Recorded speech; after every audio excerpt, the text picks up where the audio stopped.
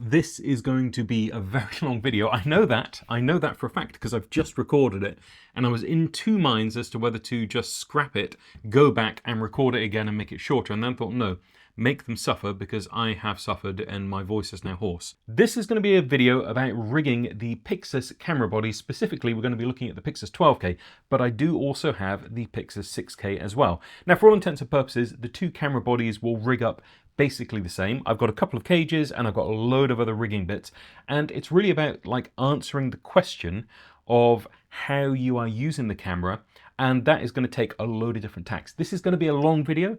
I am not going to do tons of cuts. I'm not going to do tons of close-ups and all that kind of thing because I just will never get it out if I do. So grab a cup of your favorite beverage and maybe have this on in the background, my dulcet tones just ringing away, and you can absorb what you want to absorb whilst you doom scroll on your first screen, and this can be your second screen. Whatever you want to do, that is cool. So we've got the 12K, and that is the one I'm going to be doing most of the build on, but then I'm going to have the 6K for looking at some other stripped down things as well. First of all, when you get these camera bodies, you are going to have to make some choices, and I think that perhaps one of the biggest choices that you're going to make, which is going to impact how you rig the whole thing out, nearly lost a cage there, is going to be which lens system you actually choose to get into. Now, that might be something which you already have a little bit of an idea of because you've invested into a certain type of lens which can be compatible with the L mount on either of these cameras. L mount being a sort of mirrorless mount, short flange distance thing, it's going to mean that anything like PL mounts or EF mounts or any of those mounts that you have that have a deeper flange distance can probably be adapted to work with this camera.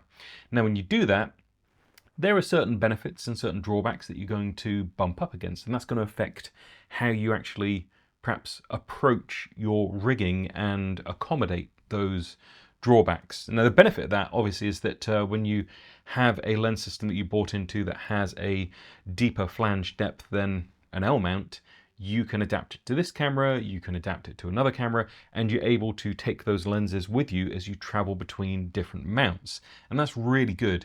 I think when I was getting into things, pretty much everything that I was working with is an EF mount. But then as soon as we wanted to adapt anything else onto EF mount, it became a bit of a problem because it wasn't as flexible. So like certain cameras, you just couldn't get a PL mount lens onto because the EF mount precluded that because it just wouldn't accept it. And I remember back in the day, people like modifying Canon 5Ds, you know, ripping out the front and having a PL mount modded onto it. It was really extreme to get the lens that you wanted on the camera that you wanted. We're much more fortunate these days. So on my cart just here, I have a couple of choices of different lenses. I've been throwing this one around. It is a Bright & Star 12mm, I think it's 12mm. Yeah, 12mm, and that is super, super wide on this full frame camera. It is a native L mount, and that means that when I go to mount it onto either of the Pyxis bodies just here, it's going to go straight in without having to have any kind of adapter. Now that's really good because it means that when I'm mounting this up, it keeps everything pretty small. You have to see because this lens, being the slightly more cost-effective end of the spectrum, isn't as obvious where to mount it.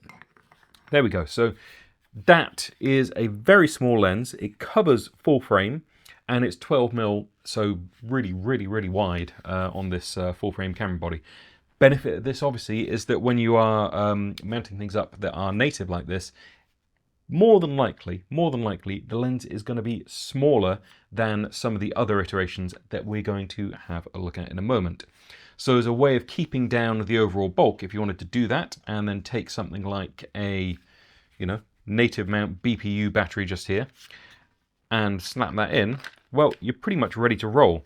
Now, the obvious elephant in the room with this is that because the Pyxis has the monitor on the side just here, which is intended to be like an not a camera operator monitor, but like an AC's monitor or a change the camera settings kind of monitor, you are going to find it hard to operate this if you're shooting like that without some kind of EVF or you know, the Pyxis monitor on top or another monitor system, whatever you want to get into, having that mounted up onto the camera. If you were to be shooting vertical, well then you probably could use this monitor actually. It would make for a fairly decent setup just there, and because we've got all of these mounting points, we've got 3/8, we've got 1/4-20s on both the top and the bottom of the camera. You could probably, if you wanted to, have a pretty good go at getting a couple of different handles, mounting them up on either side, and having a really nimble, decent, small vertical shooting solution, which, you know, in terms of camera package, I think that would be pretty decent. I don't think that you'd find yourself lacking for that vertical shooting scenario, but it's probably not what most people are doing when they get hold of this. So that is a native L-mount lens. There's a bunch of them on the market. I haven't ever really delved into it, really because this is sort of the first L-mount camera that I've properly used, the 6K, and getting into a lens system with a shallow flange depth like L-mount, although it has those benefits, I always kind of at the back of my head am thinking, if I move to something else, or if I want to adapt this to something else, say I'm working on a project and I'm using a PL mount camera, well, the L mount lenses become useless. Or if I'm using an EF mount camera, like the 6Ks, those lenses are no longer of any use. Now, the other two lenses here don't necessarily solve that, but they are deeper flange depth. So the Canon FDs, which you probably will have seen on most of my projects, almost everything that I've shot on the Pyxis 6K up until this point has been on my Canon FD lens set. Now, these are great because they are pretty small, old photography lenses, so they are not really that big. They aren't the fastest lenses. This is an f1.4. Some of the others in the set do go a little bit slower. They've got full frame coverage. They have a nice look to them. I always forget the name of the cinema lens, which was related to the Canon FDs, the K something, K24, K28, something like that. They have been used on a load of films, like in the 80s and the 90s. People still use them to this day. They aren't the same as those, but they are related to those, and they have a good look, which I quite like and has worked on a lot of the projects that I have been filming over the past year with the Pyxis 6K. Very, very lightweight, very, very small in terms of, you know, rigging it out. It's not going to increase the size of the camera body that much. That's a 50mm. The other focal length I've got, the 135, I think is the biggest, and even that isn't really that big, to be honest. Now, to use this on a Pyxis body, the L mount, we just have to get this, which is an L mount to Canon FD adapter.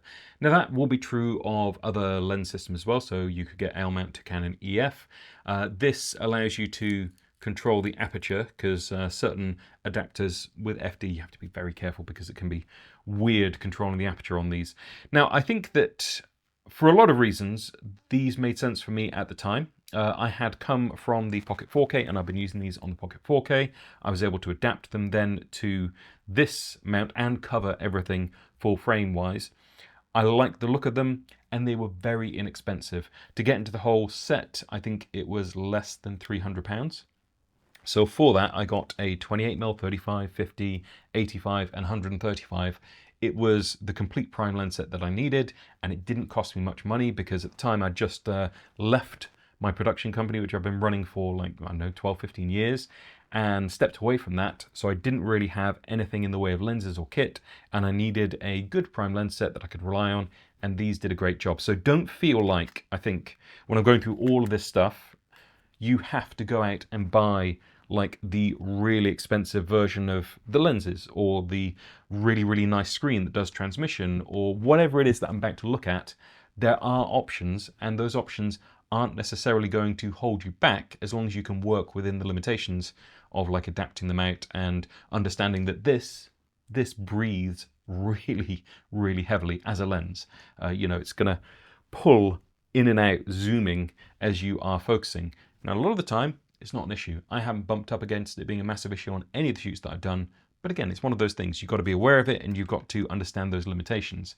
And then obviously at the bigger end of the spectrum just here, we have these glorious full VistaVision coverage Arles Lustres by DZO Film. It's a much, much bigger lens, you know. It's mounted up on a PL mount just there, and I've got this Mofage adapter. I can snap that onto the front of the Pyxis 12K just there, and suddenly, I mean, comparing the size, even with the small battery on, that is a far, far more substantial camera to deal with because of the lensing that you're choosing to use. Not all PL mount lenses are as big as this one, and indeed there are some which are much, much bigger than this one. But when you are choosing what you use in terms of lenses, it's going to really make an impact on the rest of the rig. So with this, I probably wouldn't want to run this in any serious capacity without a support system for the mount just here, because the L mount that we have on the front of this particular Pyxis, although you could go with a PL mount native on the front, it probably isn't designed to have a massive PL mount lens hanging off the front of it. So with certain cage systems, with rod systems, you could tie off to the adapter just there, the Mofage adapter, and you could also tie off to the lens, so everything becomes locked together as one contiguous kind of unit, so you're not putting any strain on any of those points as you're moving things around, as you're rigging it up on things, passing it off to someone, you know, it's not suddenly get bumped on something and rip off the lens. So that is one of the things that I'm thinking about when I'm doing this. The other side of things is, because the Pyxis bodies don't have any internal ND systems built in, how are you going to deal with that in terms of moderating your exposure, correcting for, you know, I'm set up just here, I've got control of lighting, but you might be in an environment where you don't have the control of light and you need to bring things down or bring ambient up, whatever you're doing. How are you doing that? Now, I think with the FD lenses, I'd gone a slightly, I don't want to say hacked route, but certainly different from what a lot of people might do. I was using these little Hoya Pro NDs. They are absolutely tiny, and the reason I was able to get away with using them is because those Canon FD lenses had a very, very small front diameter on the lens. So in terms of cost, I could buy a very nice set of NDs that have really good color reproduction. You know, they're not going to skew things one way or the other.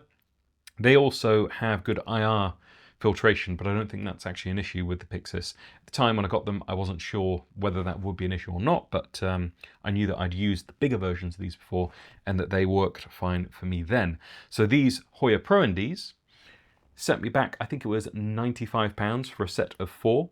That isn't the most comprehensive set, but it worked well enough for me on lots and lots of shoots over the past year, where I think if I was recommending something to someone and they wanted to have fixed NDs and they wanted to have a small lens system, that cost effective wise, great, and it looked fantastic as well. But the downside of it is, if you're on a shoot and the lighting changes, you have to either ISO up to compensate, to step around that without having to change the ND. You have to open up your aperture if you have aperture to open up, or you have to switch out to a different strength of ND, whether you're going up or going down, whatever it is, but that involves screwing them on and off, or getting some kind of extra system like magnetic filter rings, where you would be able to just flick them on, flick them off without having to spend as much time screwing and unscrewing things. So the way we can get around that with something like a PL mount and this particular adapter just here is it actually has a drop-in filter thread, a drop-in filter at the back of the mount just there. So because of that, you are able to get various different filters that Mofage make. This one is a polarizer, and you can slot them into the back. And they do make a variable ND, which has a little wheel on the side, which I've got somewhere here as well. And you can have that behind the lens, so it effectively becomes your built-in ND filter system. And they've got, you know, permanent NDs, so, you know, ND2, ND4, ND6, ND8, whatever it is. You can get them and slot them into the back, and they have other filters as well, so sort of ProMist style things. They've got those to drop in, and you can get quite creative with your filtration without having to add a matte box to the front and have the bigger filters just there. So that's a benefit because you're keeping things smaller, you're keeping things compact, it can be built in, you can have the variable ND, so it's kind of always there for you to be able to modify your exposure, and you don't have to have an extra thing on the front with some of the bigger lenses that have bigger filter rings.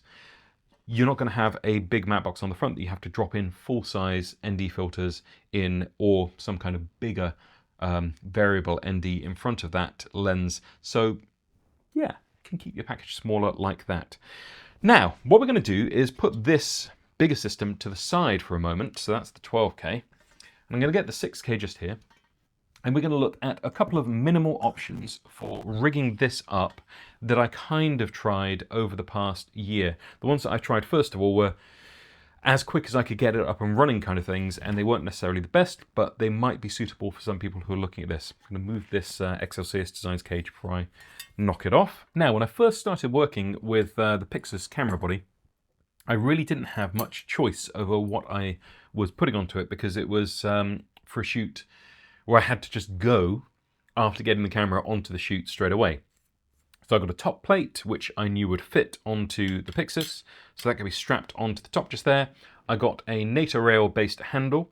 My theory of this being that I'd be able to mount it in different places, and I move it side to side. So I've got the NATO rail handle, got a NATO rail that I could strap onto this, and then I also got other things like a side handle just here. Now, one of the nice things about the Pyxis camera body is that it does have on the side just here a 3/8 thread and locator pins, so if you wanted to, you can just screw that directly into the side of the camera, and there you go, you got a handle, and you can be away and shooting with a native BPU battery really, really quickly. Put on a small lens like this, and it becomes very compelling as a package. If you want to put something like this onto the top, for the sake of argument, you could take a NATO rail and just mount it onto the camera body directly. Now, the benefit of that obviously is that you don't have to buy a separate plate, keeps the weight down slightly as well, although I do think that the extra weight of the plate isn't going to make too much difference, but hey, maybe that is the make or break for you. So that can go onto there, we put that on, NATO rail ready, and then I've got a top handle and I've got a side handle. I can manipulate the camera, I can get it into position, I can have it down for low angles.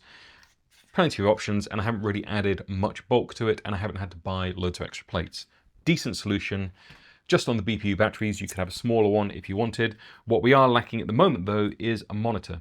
Now, I think, to be honest, the best monitoring solution for the Pyxis is going to be the Blackmagic Pyxis monitor, which I do not have one of. But that doesn't need any external batteries, it doesn't need any external power being fed in, and it has just that one cable coming from the front, or the back actually, if you're on the 12 gauges there. So you're able to rig that up really quickly, really easily, and it's a small monitor. I think it's about 5-inch-ish monitor. This is a 7-inch monitor. It's substantially bigger. It needs power putting into it, so it becomes more of a consideration on your rig. So I would say if you're trying to keep things small and nimble, get the little Pyxis monitor, put it on there, mount it up to one of these 1/4-20s with an adapter, and you're good to go, keeping it nice and small. You could be doing this, but no one wants to do that. Now, apart from that, you could be looking instead at the actual legitimate Blackmagic handle, which itself does have a couple of benefits. I'm going to take off this NATO rail on the top. I think the biggest benefit for me of a NATO rail based system is what you just saw. I was able to strip that handle off the top of the camera in a split second. It didn't take any tools, didn't take any effort. If you are going with the Blackmagic handle, you are going to need to have some kind of tool with you in order to get this on. Now, at the moment, this is mounted up with 3/8 Allen key bolts on there, and that does go fine into the top of the camera. You know, we've got those 3/8 holes, but it does also mean that they're slightly bigger and chunkier, and also it's not the standard small Allen key. It's actually a slightly bigger one, which I can never remember which one it actually is out of my choice of Allen keys just here. This is why,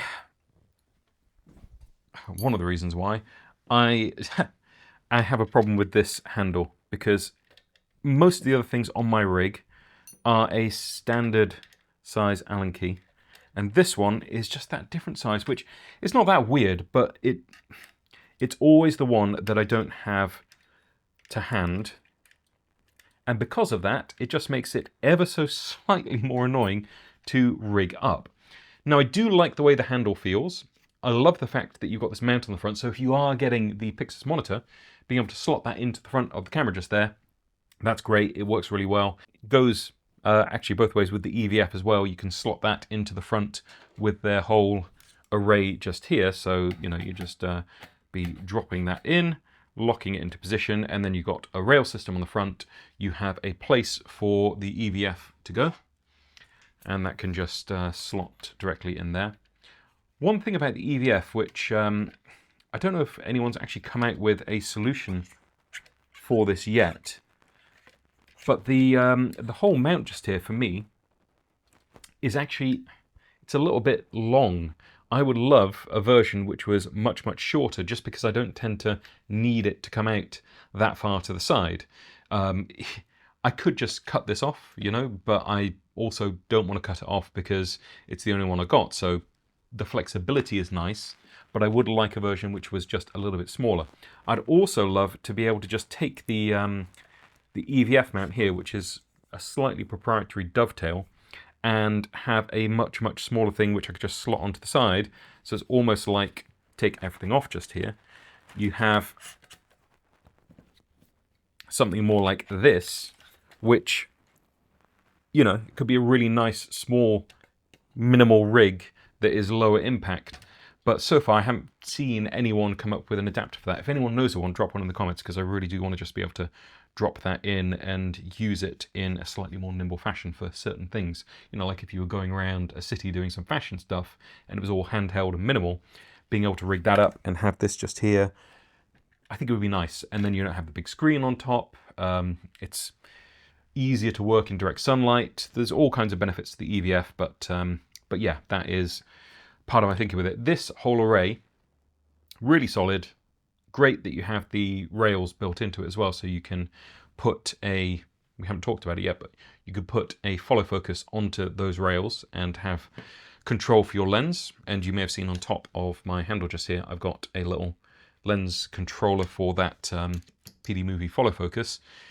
That's good, but again, it's very bulky, so I don't quite love it, and I think there are definitely better solutions. But yeah, I think apart from the speed of getting NATO rail handles on and off, the other benefit of this particular small rig NATO rail handle is it has a couple of places where you can cold shoe things in, you know, on the top, on the back just there, on the back of the back just there, and it has a load of 1/4-20 holes as well as a 3/8 hole with locator pins on the front and on the top. This only has 3/8 with locator pins. That is a tiny bit frustrating for me, because I would really like a 1/4-20 on there. It's just a little bit more commonplace on some of the kit that I've got.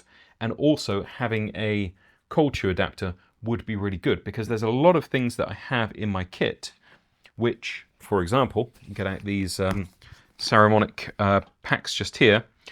These can have a little cold shoe adapter. So if I was working with transmission and a couple of talent, and I wanted to be able to monitor and have this receiver on my camera, I could just cold shoe onto the top. And with the small rig version just here, I can cold shoe onto the back like that and be able to see the screen. It would be really good, really handy. On the Blackmagic handle, I'd have to add another cold shoe adapter or something, or some kind of different mount to be able to do that. So yeah, and that's a pretty big receiver pack, but even if you're working with something like a Rode Pro, just being able to slot it in, not think about it, and have it connect up to the camera, or just go into your earphones, whatever it is, that would be much better, and that's what this gives me.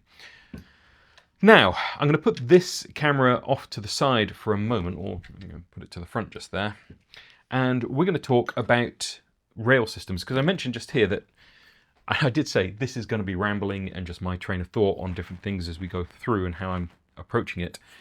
This does have a solution for your rods, so you can mount up all of your focus motors or lens supports, anything like that. For rail systems, I initially went with this, which worked really nicely at the time. It was very cost effective. I already had it, in fact. This I'd used with my Pocket 4K for a little while. And you can just take any standard, I've got some carbon lightweight ones here, standard rods, feed them in, and then, you know, strap this to the bottom or the top of the camera. It's designed, I think, with the intention of it going onto the bottom of the camera, but you could be putting it on the top. And then you have a relatively small, relatively lightweight way of getting that onto your camera. Now, in the first instance, I actually had long rails on this and had them coming at the back so that I was able to mount up things like transmission onto the back of the camera on those rails as a all-in-one solution. Now, I think that overall, I don't really like the rail underneath thing. It makes the whole camera a little bit taller when it's sitting on tripods and that kind of thing. And also, this particular version is a little bit small, so it tends to be that, you know, it wants to fall over to one side or backwards or forwards when you have the camera mounted up on it, because it's not that big. It's not like it's a whole plate. And if you did add a whole plate, then it would be a lot more weight and a lot more bulk to your rig. So although that is pretty cost effective, I haven't found myself reaching for it in the past 8 months, I think, since I went to the full cage just here. Now, in the same breath as saying having the whole thing underneath would add more weight to your rig, it would also add bulk downwards. And I think that the cage, although it adds a little bit more bulk overall, I do prefer the way that that is distributed. Because with this cage, the XLCS, and I'm told I've chatted with Will over at Excelsius that it is Excelsius, not XLCS. I've just been reading the letters, and then as soon as I said it like that, I went, oh yeah, it makes sense. Excelsius cage. This is the full metal jacket version that I've been using with my Pyxis 6K for the past, I guess, 10 months now, probably I've had this. And it's been great. Really enjoyed using it. It's solid. It's got more mounting points than you can shake a stick at. And what I really love about it is you have the rail mounts, rod mounts built directly into the cage. So you can just take whatever length of rod you want and mount it onto the cage with really solid, really nice. It's got a locator pin, and then you just either to the top or the bottom, you know, wherever you want to place that. I do actually tend to have it, if I'm honest, on the top of my rig, just so that I keep the bottom a little bit more even for putting down, because they do stand just a tiny bit proud of the cage at the bottom just there. So I do tend to have it at the top if I'm building a standard rig to go on a tripod or something. If I'm doing handheld, then I quite like to have actually a longer version of this rod. I'm getting in a little bit more into aesthetics of, not aesthetics, ergonomics of how I like to build my rig. But this one just here, tiny bit longer, and it gives me a little bit of a grip. So I quite like to have it on the bottom just there, and it means that when I grab hold of the rod, I'm kind of grabbing hold of the entire cage, and when I'm shooting, that means that I've got this really nice point of contact, which gives me like a handle on the side like this. Doesn't have much ability to stop the rotation backwards and forwards. That tends to be the direction. Side to side, you've got a lot of stability in your hand to stop it from going side to side. But up and down, you're kind of on a pivot point. By holding it like this and tucking it in, I get a lot of control over that, or having it on my cine saddle. You know, that works really nicely for controlling where the camera goes and stopping it from wibbling around. And that combined with a handle on the side gives you really precise control. So I quite like to just have the longer rail on there to grab onto something. That's kind of my personal preference for it. Now, there are a lot of other handles that over the past year I have kind of tried out. I had really high hopes for these sort of mushroom handles from Falcam, and they feel good in the hand. It's made of a really weird looking substance, but actually it kind of feels nice. The shape is good. What I did find when I mounted this up to the side of the cage was there's no rotation prevention within it. So whilst I think perhaps on certain rigs it would be good, the size of the Pyxis rig that I was building, it just didn't make sense because I had no way of stopping the rig from rotating other than just pure grip strength. My theory with why I thought it would be good was that when I hold it, if I'm on the easy rig and I'm going from high up to low down, I can just have it rotate in my hand, so it makes it a little bit more nimble, a little bit easier. Something like this, when I'm high up, my wrist is at a different angle. When I'm low down, my wrist is at a different angle, and I can kind of hold it like that. But yeah, it's only got one good angle. Now you can get handles like this that have like a quick release to allow you to change the position, which perhaps actually, looking at all of this, might be the best solution for me. But that was a bit of an adventure that kind of went down the wrong path. It's just not quite the right thing. Although it's nice, you know, it feels good, and I've still got them, I still like them, I still want to use them on something. But it wasn't right for this, just too much weight. If you've got mad grip strength, you know, if you're a climber or something, maybe you have this and it's good training for you. But yeah, I think on a smaller camera, like maybe the pocket camera or maybe another mirrorless kind of camera, then having that as top handle, side handle, you can grab it from all different sides, could be good. But again, it's got no positive grippiness to it that this sort of does have with the way your hand closes around it. So yeah, Falcam, they make good stuff, really solid, but for this, it just didn't turn out to be the right thing. So if you were ever thinking about that, probably not the one. Also, there's a downside of that, which is no mounting points. So where I have the controller on the handle just here, that doesn't have any way of mounting a controller on. Have looked at the rings that you can get, and I kind of like the idea of them again, but perhaps I would find that it's actually similar to that. So yeah, nothing on that front yet.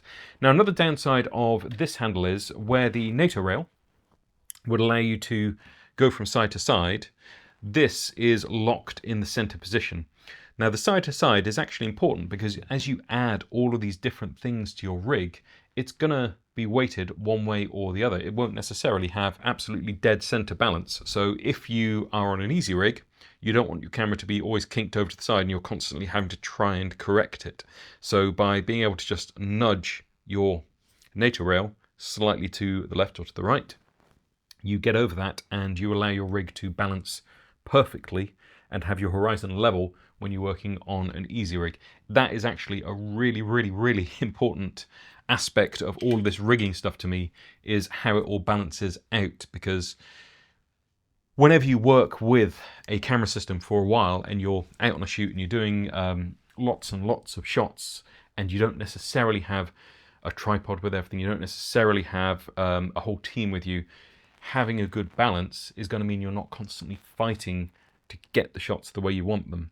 So whether it's being able to tilt up and tilt down easily because of where your handles are positioned and the balance point, whether it's having this so that you're not constantly having to try and correct your horizon, yeah, that is another benefit for the NATO rail handle.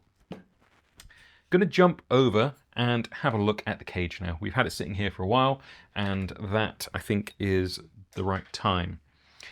Now, this one is the cage I've got for the 12K, and this one is the cage I had for the 6K, and it's still got a couple of bits on the side that I had built on there. Now, the 12K version that I have just here is the newer iteration, which has, I don't know whether you're going to be able to see that, has a little bite out along the edge just here, which is going to accommodate the Mofage Poco filters and mean that you can actually take them in and out, where on this version you couldn't quite remove them once everything was locked in place. And if you were bonding the PL mount to the camera, that actually does become an issue because, yeah, you can't take the PL mount off either. So what I'm going to do is remove the entire lens and filter holder just there. I'm going to put this on the front so we don't get anything on our glorious massive 12K sensor, and we're going to get rid of that battery. Now, I will say that although the BPU batteries are good and they're the intended size for the camera, slot right in the back, I always tend to end up using the bigger ones, and when I'm using the bigger batteries, they stick out the back. I just don't like the whole arrangement as much. I would much rather have a V-mount on the back of the camera that I can quickly and easily snap on and off, and it just makes more sense to me. But as you'll see, I do end up with a much bigger rig doing this. So to place this in, you just kind of slot it into the cage just there. And there are a few holes which will, well, there's a few holes, there's quite a few holes, Will makes the holiest cages I have ever seen, and bless him for it, because they are infinitely riggable. So you have the holes which marry up to the correct slots on the Pyxis just there. and then we can screw these in. Now, once it's in the cage, I mean, screwing these in, it's not like they are really holding the camera. They're just aligning everything and stopping it from shifting around at all. So yeah, I'm not going to cinch them down super tight. And then we also have two that go onto the top of the Pyxis as well. They are slightly different lengths, the top and the bottom screws. So you'll have 3 for the bottom and 2 for the top. And they do have the dedicated holes for them, which are recessed. So yeah, they'll sit flush with the cage. So that is caged up. That may be all you actually end up doing with this, just putting it in the cage. The XLCS cages do come with a back plate. Now I have fully encased my back plate. The back plate that you will actually get is open just here, so you can still get to the BPU battery. But if you want to, there's a plate which goes over, which I put on, which actually closes that off. On this version of the cage as well, Will has put the little glyphs down the side telling you which port is which, so you can quickly and easily see that without having to peer into the back or know just off the top of your head which ones are for which function. Now, I am going to take this back plate and place it on. Once it is on, you'll see that we are fully enclosed at the back of the camera just here, and got these little tiny screws to put that onto the back of the cage.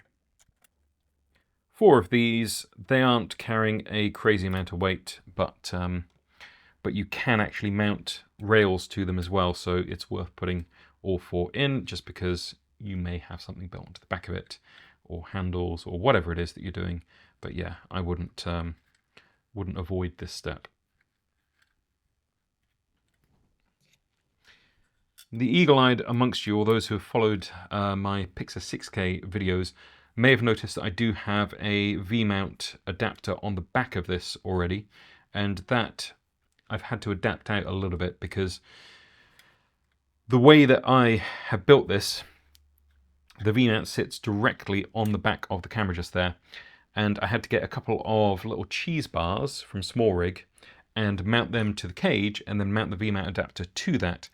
That is so that I still had complete access to the SDI port just there, the timecode port, and also the power as well. If you mount most V-mount plates directly to the back, depending on the size of your battery, I should say, you will find that you actually mar the ports, and yeah, you're not going to be able to get signal out or access all of those when you want. So yeah, it is worth just checking and experimenting before you go out and shoot without your tools and work out you can't actually get an SDI cable in. So that is now fully encased, and we are ready to look at how we build out on top. Now, as I mentioned, on the front of this, there's actually a couple of holes to be able to take a lens mount adapter just here and place that onto the front. Now, you can't do this until the actual PL mount is mounted onto the camera. So what I'm going to do is just undo our PL mount just here. Close that lens back up. And place this onto the front. And then once this is in place, we're going to be able to tie the Mofage Poco onto our Pyxis 12K. Click that on. I'm going to actually close that front port up as well so that I don't get anything in there. So what I'm going to do is take this tiny little lens mount, and we are going to attach it to the Poco first of all. And then once I've got that partially screwed into the Poco, I can then start to attach it to the 2 holes on the front of the cage. And you kind of got to seesaw backwards and forwards, because obviously as you cinch everything down, it's going to stop you from doing the other side. So you have to do a couple of turns on each just to make sure that you're not putting undue pressure on any of the threads or anything like that. The benefit, obviously, once we have this done, is that nothing that you do with the lens is going to affect the camera body itself. Everything then is linked together. So all of the forces are going through the Poco. The Poco is locked onto our cage really firmly just there. And then everything will just, hopefully, work really nicely, and you'll kind of forget that it's even there, and everything just becomes one homogeneous device. And I'm going to seal that onto this whole array. And then we're good. So now everything is mounted up at that point just there. We've got a really sturdy system to work from. At this point, I would probably add on the NATO rail on the top. My concern now that we've got a bigger lens on, we've got the cage on, this NATO rail mount starts to become my point of concern. I would like a handle, if I'm rigging it out like this with a battery on the back, I'd like a handle that actually is a little bit more sturdy than this and is mounted at 2 points. So at that point, I might come back to the Blackmagic handle and say, well, we didn't necessarily think that it was the most nimble handle, but it certainly is sturdy, so having that on top may actually be the better option for us, just because it's a little bit more secure. Now that we've got this sturdy base to build from, we can look at a couple of other things that I might be doing with this whole setup. To start with, when I build a camera out, we'll have a ton of different things which I'll need to put onto the camera system. So that might be a timecode box, it might be transmission, I might have a monitor, so I've got a monitor just there. I might need to put a follow focus on.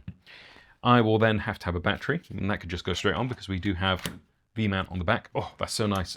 That is better. I like having just a solid battery mount on the back. Don't think about it, it's just there, done. Now then, apart from that, I think I'll need to steal the handle back off the Pyxis 6K just here. So we will be taking that handle off there. That's got to go onto this.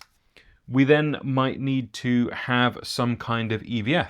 Now with the EVF, I have a couple of options. I did say earlier that, you know, we got this whole array and that was the way of mounting the EVF.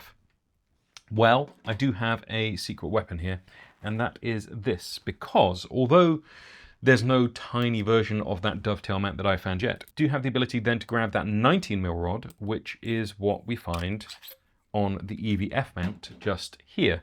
So that is a 19mm rod, and if I want to, I can mount it up with just this little 3/8 with locator pins 19mm rod adapter, stick it on the front of the camera just here, and then I can have the EVF mounted in a very minimal fashion.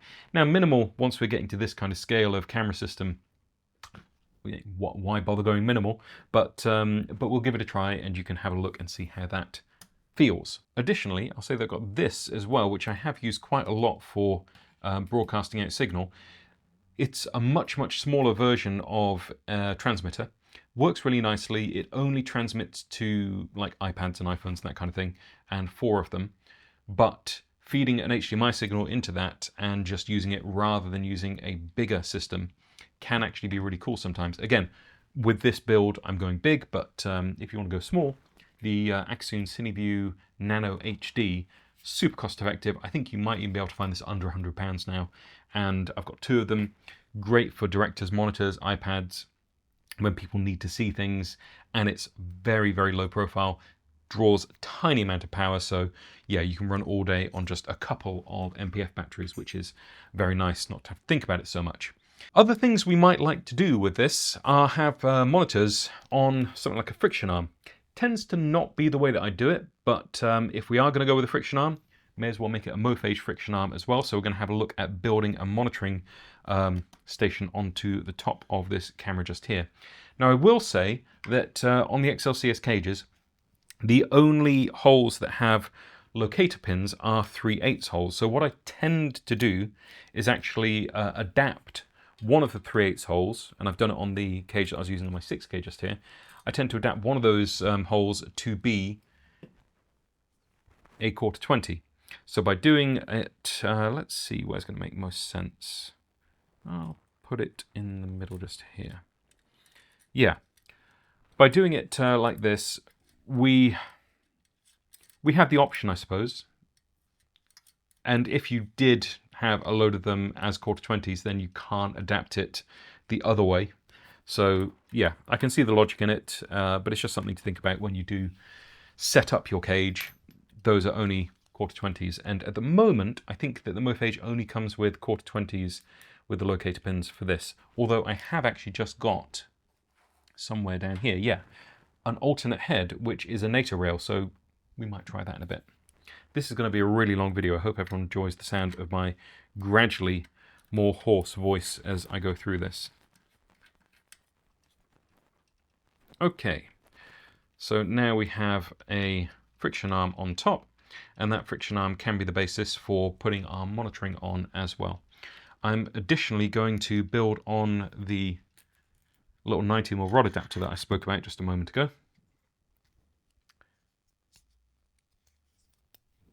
And downside of this is, I would say that it's not as sturdy in a lot of ways, so it's not going to perhaps grab the rods with as much gripping power. The nice thing about this one is the way that it grips. It kind of has these 2 points of contact just here. This, I don't know, it's not quite as nice as the Blackmagic one, basically, but it's very, very cost effective and very small, lightweight, low profile as well. So I don't necessarily have to have a handle on top to make it work. So that can go onto there, and then EVF, which way around are you? No, what's that way? EVF snaps onto that. So I've got a point for my EVF to sit, lock that down. This is starting to feel quite nice. I could put the monitor on, but I'm not going to yet, because once I do that, it's going to get a little bit top heavy here, and whilst I'm doing other things, I'd rather not have it be as top heavy. I'm going to take the long rail that I had just here off the other cage, and we're going to mount that up onto this cage. Now, my follow focus is a LiDAR based follow focus from PD Movie. So if I mount this up on this side and place it in the correct orientation, I should be able to make use of the LiDAR to do my focusing for me to some extent. It is a more basic iteration of LiDAR than some of the other systems that you'll see out there, but I like it because it is small, lightweight, has that little controller, you know, that's a thumb wheel. I could just have that on the side of my rig, so most of the time I am not using it with its LiDAR functionality. But if you do want to, it is there, and they have just come out with a more advanced version of that as well. So we've got LiDAR on the top, mounted basically in the center, and that is looking good. We've got the longer rail there. The shorter rail, I think, would just be a tiny, tiny bit too short to reach the focusing ring on this particular lens. So yeah, we have to go with the longer one, but that's not a problem. Handle, we're going to take it onto the side, and at this point, we start to think about balance. Now, ultimately, the rig is going to have the monitor on as well, and that's going to affect the balance. But at the moment, I would say the balance point of the rig is kind of just here. That is roughly where everything is kind of feeling like it's tipping for me. And that is then probably about where I want to have my handle. Now, I do have a few options for that. It can be just here, or it can be just here. I think that once I've got the screen on, having it just here could be the better option, but then if I'm putting the screen forwards at all with the lens on the front, it's definitely going to push things that way. So I'm going to preempt that happening and place it onto the front just there. Now, there are different ways of mounting up handles like this. This one just has the 3/8 and the locking pins. It also has a quarter 20 as well. It's got one of the spring-loaded ones. Yeah, that's not feeling too bad, actually. You know, I can feel it kicking backwards, but locking it in like that into my arm, I'm feeling like that's pretty good. If I had the EVF on here, then I could be looking into it just like that. I can pull that out this way a smidge so that we are a little bit further from the rig. Space my head. I'm weird. I like to look through my left eye. Okay, yeah. That's pretty good. I mean, nothing's turned on, but just from the feel of it. And I think that perhaps if I had it a little bit further upright, then sitting it in my shoulder there. Yeah, keeps my neck a little bit straighter. Something I will say with ergonomics around EVFs is that there's an extension bar that comes with this. That is an absolute godsend when you are building a rig like this, which is quite large, and you want to be able to use the EVFs in a bright sunny environment, and you want to have it down at hip level. Having this means you can extend it out and keep your neck straight. Works great for the EVF. If you are having a monitor on top, you'll probably find that a lot of the time you end up looking down like this if you got it on a cine saddle or got it on an easy rig and shooting from hip height. With the EVF mounted up like that, much better for your shoulders, much better for your neck. You can kind of keep looking forwards like this. So you probably won't be able to do it with this mount. You probably would have to go with the bigger Blackmagic mount, because that adds a substantial amount of weight to this joint just here. But definitely worth experimenting with if you're looking at the EVF side of things, and if you're just looking at the ergonomics of how you shoot. With a monitor is great because you can always just look at it at any angle and stuff, but you do find that you end up looking at weird angles with the EVF. You should be able to position it to your eye and your head, and then just move it so that everything basically stays in position for you. But yeah, a lot of people don't like EVFs, so you know, see how that goes. Now with the monitoring, I have the option of broadcasting out with something like this CineView Master, and indeed I tend to have that built onto the side of my rig. I've seen a few mounts that actually take it onto the top. I don't like that because on the top I tend to have like my EVF mounts, my handle, my monitor, whatever it is. I like to keep my top clear, and that just blocks the entire top of the Pyxis. So I'm using this little small rig LensVid kind of right angle adapter, which has 3/8 thread, a couple of locator pins which are spring loaded, so you don't have to worry if you don't have the locator pin functionality. And then I've just got that going into the bottom of the CineView mask just there, and I'm able to take that onto the side of my rig, keep it out of the way. It also means that it's kind of close to the SDI, so if I was to run a cable, I don't have to have it running all the way around and over the rig. I can just run a short one and get to that port. Now, in terms of cabling, I do like to keep things neat and tidy, and to that end, I'm using, you can see them actually on the previous rig that I was using. I'm using these Mondo ties. They just have 1/4-20s. They have these little arms which hook cables. I dot them around where I want to run my cables, and then they just keep them all neat and tidy. Stop them from catching on things, stop them from going all over the rig, allow you to coil them up, make them neat. Makes the whole thing look better, feel better to work with, and it also means that when you are out and shooting, it's kind of easier to see where everything is. So if you need to change something or swap something, it kind of makes sense. And that sounds weird. If you're building your own camera rigs, you know where everything goes. But if you're working with other people, then it can be hard to explain how you've cabled it up. But having the cables run neatly can help with that. So now I've got on the side that built on. And we've got to find a home. We've got to find a home for timecode, because otherwise sound, they are not going to be happy with us. And what they'll do is they'll come over with their little timecode box, and they'll just get a little bit of hook and loop, and they will stick it onto your rig, just wherever they want to put it when you're not looking. I'm joking, but that does happen.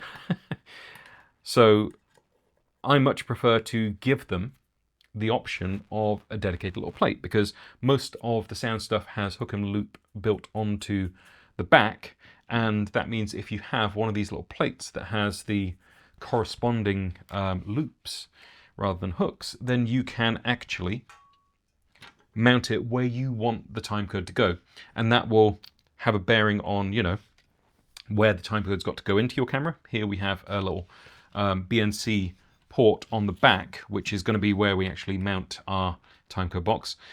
But you might be going into the 3.5mm, depending on the camera that you're using, or the timecode box, or the cables that you have for the timecode box. So we're going to try and find a place that is out of the way for this, and I'm thinking potentially just down the bottom here could be good, or maybe on the top just there, although it might get in the way of my monitoring. Let's put it onto the top. Give it a little bit of space, Move that talus arm. The talus friction arm, if anyone hasn't seen, is great because you can give it a little bit of a turn, but have the ability to move it and get everything in position without it just doing the, magic arm thing of flopping all over the place. Makes it much, much nicer to use. In fact, I had stopped using friction arms on my rigs because I hated the way they flopped around so much. I saw so many people back in the day trying to mount monitors up with them and having the monitors flop around and it becoming a real mess and them not being able to get it in the right position. But yeah, this is actually legitimately good.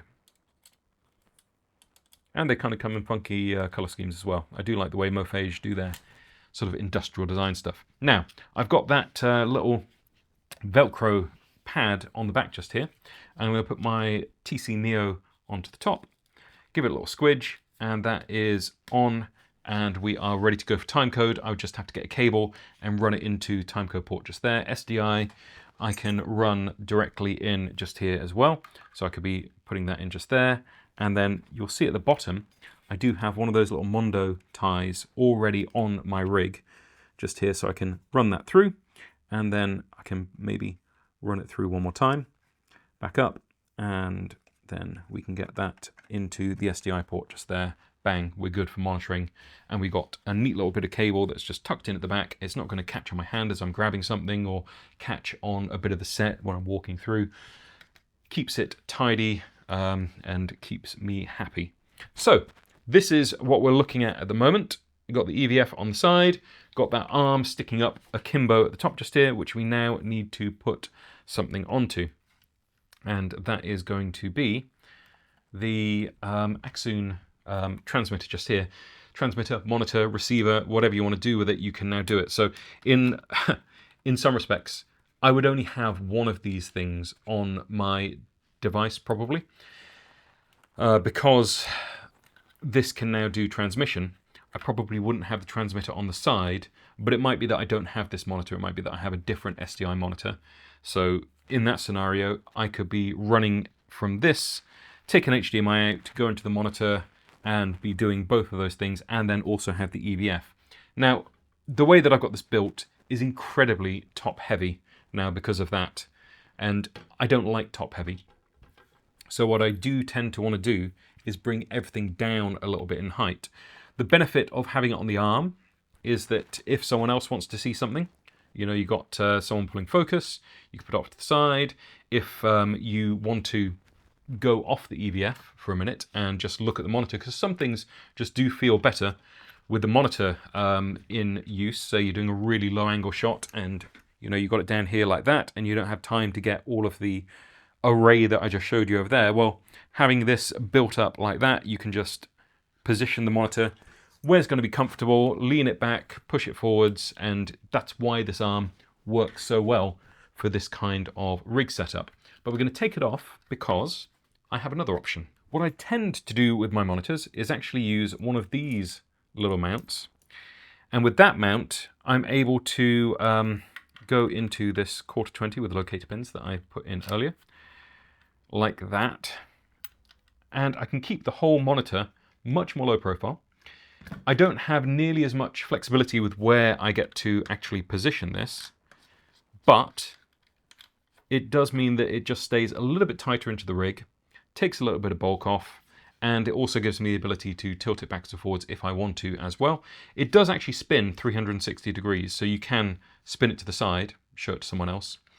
But that tends to be how I do it. Now I still have the friction arm just here, and I still love using this. And with something like the NATO rail mount, it just becomes that little bit more usable for this kind of rigging situation as well. So I wanted to mention it because I know a lot of people like to have their monitor on an arm. But for me, I would actually tend to use that for other rigging things, like doing POV shots or snorri cam style shots, or rigging up a light somewhere, or, that kind of thing is what I think I do with that. But yeah, whichever works for you. Now this is a digital photo mount just here, and it's solid. It works really nicely. It's got a little bit of a clutch to it, so you can loosen it off and move it around, and it's not going to flop all over the place. And in that scenario then, I have a really neat system with a 7-inch monitor on top with transmission on the side, and I've got the EVF. you know, it's a little bit extra, it's a little bit big. I've got thumb wheel control just here of the follow focus. And I've also got the time code on the back. V-mount is powering all of this. Now, the one thing we haven't mentioned is cables, because to get from the V-mount, because of the way that I built it, to the power, I need a D-tap to this sort of 2-pin LEMO that we have for powering the Pyxis just there. The way that I have built my rig means that by putting those cheese bars on the back, I have just enough space to get into everything just here, and then put my D-tap in, and then I can get the power just directly down there. Now, the cable that I have is a little bit too long for me, so that is another scenario where I would be getting some of those Mondo ties and just placing them in position so I could run the cable neatly in without having it go absolutely everywhere, and just keep them tied down to the rig a little bit more neatly. And that can then just be snapped on and off when I want to change out batteries, and it's nice and straightforward, and I like it. But with this scenario just here, we have a heavy, big cinema camera. This is really getting into the kind of territory that I had when I was using my Ursa Mini Pros back in the day. That's the kind of scale of camera that I've got going on now, and I love it. It's great. Really, really good for filming handheld because it's got a lot of mass to it. It is versatile because I've got all of those different bits and pieces on. I've got transmission, I've got time code, I've got the rail system built in, I've got follow focus, all the things that I need to go out and shoot are on there. But it's big and heavy. And certain things, as we saw at the beginning, are just better when they're stripped back. So this is the cinema rig when I know what I'm shooting and I want to make it look glorious. What about when I want to be a little bit more nimble? How would I approach that? Well, what I'm going to do is go back to the counterpoint here of scale and size. This is my Pocket 4K. It's a very, very small camera. It has the downside of running on LPE6 batteries, which don't really run it very well for very long. I've got a newer V-mount adapter, which kind of sit on the back like that. It's got this weird little levering thing like that, and a little quick release system, so you can take it completely off that if you want. I like this because it counterbalances the whole rig, and I never quite enjoyed the form factor of the pocket camera. So the pocket camera, for me, just didn't feel right for the kind of stuff that I was doing. This makes it a little bit bigger and a little bit bulkier, but it does mean that I've got a counterbalance. I can just use that battery plate to like brace it against my shoulder and just be shooting things really quickly, and I can run it basically all day on one V-mount. So that is a neat small cinema camera solution. But what if we wanted to be on a Pyxis body? And what if we wanted to go on a gimbal? Now, the pocket camera had been my gimbal camera of choice to go with my Pyxis during this time. I've actually started to move away from the pocket camera as a gimbal camera and move towards what I'm filming this on, which is my iPhone 17 Pro on a small Hohem M7 gimbal, because it's just so lightweight, and most of the time I don't really need great gimbal shots. I just need a moving gimbal shot to show a space or something, and the ProRes and the lenses on the iPhone, they work fine for that. And with the Blackmagic Camera app, I've got a bit of control as well. But sometimes you are going to want to mount something like a Pyxis up. So what we can look at is how we can get this Pyxis onto my gimbal just here, which is the Duan Crane 4, I think. I've got a plate and I've got a follow focus. I'm just going to begin the build. I'm going to put the actual gimbal off to the side and we're going to strap this on. Plate can just go on the bottom there, nice and simple. Because of the payload capacity, because of my arm capacity, I'm not going to want to make this too heavy. To that end, I'm probably not going to be looking to put a V-mount onto this. It'd be far more ideal to use the BPU battery system. We got the base plate mounted up, and now I'm going to get the gimbal up here. I'm going to need to put a lens on the front, and by far and away the easiest lens to use for this is going to be that Canon FD lens, because it is so small and lightweight. And that is going to be critical for when we're trying to use the Pyxis on this gimbal. Now, I'm putting the 6K onto here for demonstration purposes, but this could quite happily be mounted up with the 12K, and I've done that a couple of times. It's just that it'll take me a few minutes to de-rig that 12K, so I may as well show it with the 6K that we have to hand that has the same body shape. Not quite the same weight, but for all intents and purposes, it'll work just fine. So we got that there. We just need to connect up these USB-C cables, because that is how this follow focus works, via USB-C to there. And then I've got the battery on the back. I've got the gimbal built just here. I just need to balance off this so that we can actually see where everything sits. So at the moment I'm back heavy, and balancing gimbals, I've got a whole video on balancing the 4K up on my smaller crane, but it's a little bit of an art and a little bit of a science. I'm not going to get into it too much here, and we're just going to do a quick rough balance, so I'm not going for ages and ages on this. I'm going to unlock some of the other axes and just see how this all feels. That one is not too bad.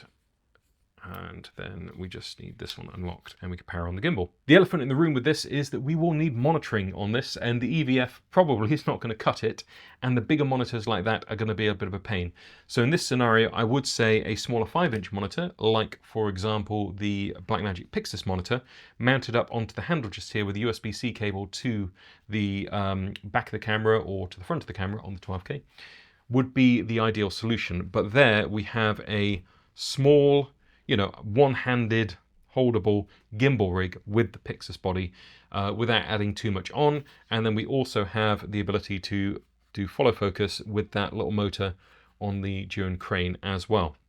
So I think if you're looking at things and you're trying to work out like scale of what you're doing, just thinking about this spread of cameras that we have here and spread of rigs that we've got, there's the big Pyxis cinema build just here with a monitor, 7-inch EVF, follow focus, transmission, timecode, V-mount, cage, wonderful, massive luster lens on the front.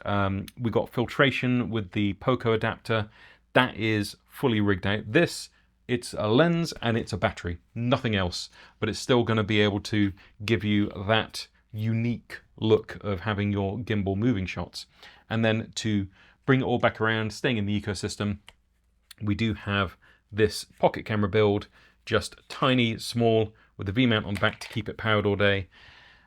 That I'm using less and less now that I have the option of these two cameras, and if I want to go small, then I'm tending to go with the iPhone, so it's more these and the iPhone with the Blackmagic camera app and the ProRes RAW that you can do within that, rather than having another big-ish cinema camera in the mix. So these are my A camera, B camera, and the iPhone C camera. That is becoming more specialist when I am using neither of these and just going run and gun. So if you've got any questions about rigging up the Pyxis, whether it's about cages or lenses or filters or adapters or monitors or EVFs or timecode or transmission, handles, gimbal work, whatever it is, battery systems, drop them down below, have a bit of a conversation, and I'm going to be doing some more videos with the Lustre lenses and a couple of other little bits and pieces that I've got coming as well, including some iPhone specific stuff. I've mentioned it a couple of times here, but that is actually becoming a much bigger part of what I do, especially on my own YouTube channel, because